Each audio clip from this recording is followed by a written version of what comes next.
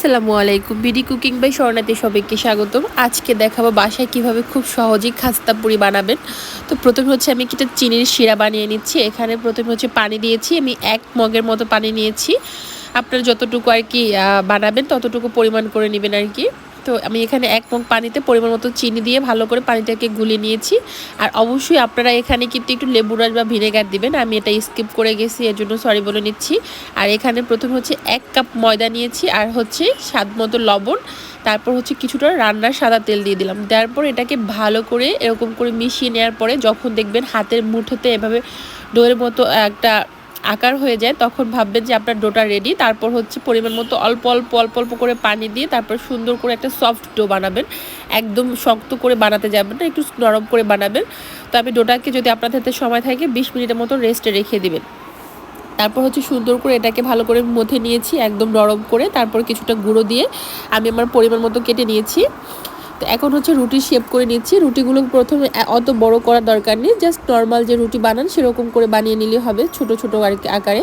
তো আমি প্রত্যেকটা রুটি সেম আকারে আর কি বানাচ্ছি, হয়তো বা একটু ছোট বড় হতে পারে, আপনারা যদি সমান পারেন সেক্ষেত্রে সমান করে নিতে পারেন।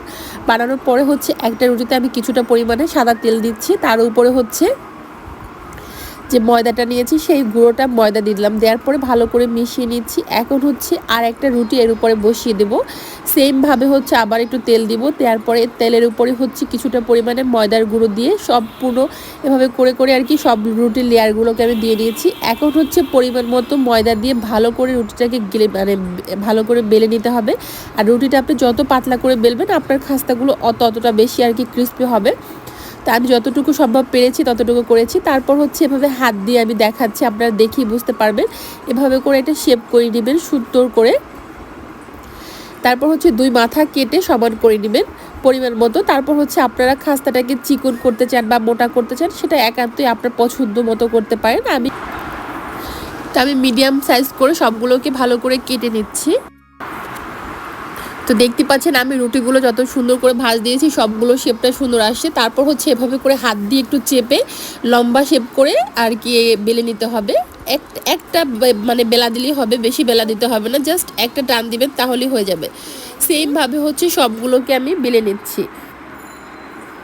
এটা জাস্ট দেওয়ার কারণ হচ্ছে এটা যাতে ছুটে না যায়। তো দেখতে পাচ্ছেন শেপগুলো কত সুন্দর আসছে মাশাআল্লাহ। এখন হচ্ছে ভাজার জন্য আমি প্রথমে তেল গরম করে নেব।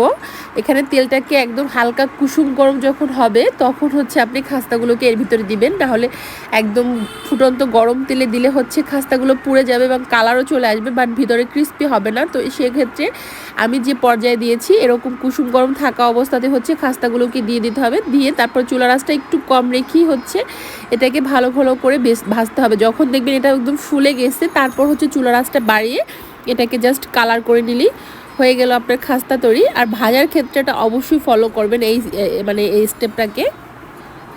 তো এই তো আমি সুন্দর করে হচ্ছে উল্টিয়ে দিচ্ছি। এখনও আমার চুলার আঁচটা কমই রাখা আছে, আমি হাই করে দেয়নি।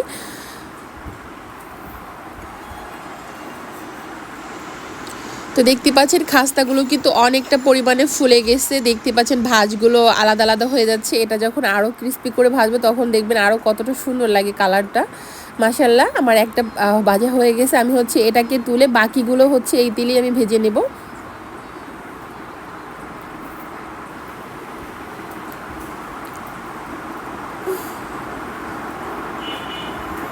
বাসায় যারা মিষ্টি খেতে পছন্দ করেন বা বাচ্চারা কিন্তু বিকেলে স্ন্যাক্সের জন্য পাগল হয়ে যায়, তো আপনারা চাইলে এভাবে করে খুব সহজে বানিয়ে বাচ্চাদেরকে দিতে পারেন। আর এটা বানিয়ে এটা একদম প্রায় 1 সপ্তাহের মতো খেতে পারবেন, কোনো কিছু হবে না। তো দেখতে পাচ্ছেন এটা কতটা ক্রিস্পি হয়েছে। আমি এটা ভাঙতে চাচ্ছি না, তাই ভেঙে আর কি আপনাদের দেখালাম না, কারণ এত সুন্দরটা ভাঙতে আমার খুব মায়া লাগছিল। এখন হচ্ছে যে শিরাটা বানিয়ে রেখেছিলাম সেই শিরার ভিতর দিয়ে এটাকে তুলে ফেলতে হবে। আমি আজকে এখানে একটা ভুল করেছিলাম, শিরাটাতে আমি লেবুর রস বা ভিনেগারটা দেইনি, আপনারা অবশ্যই এটাকে দিবেন। আর শিরাটাকে একটু ঘন করার চেষ্টা করবেন, আমারটা বেশি পাতলা হয়ে গেছিলো। তো ভিডিওটা কেমন লাগলো অবশ্যই আমাকে কমেন্ট করে জানাবেন। আর যারা এখন আমার চ্যানেলটিকে সাবস্ক্রাইব করেনি সাবস্ক্রাইব করে পাশে থাকবেন। ধন্যবাদ সবাইকে। আবার নতুন কোনো রেসিপি নিয়ে চলে আসবো, সে পর্যন্ত ভালো থাকবেন। আল্লাহ হাফিজ।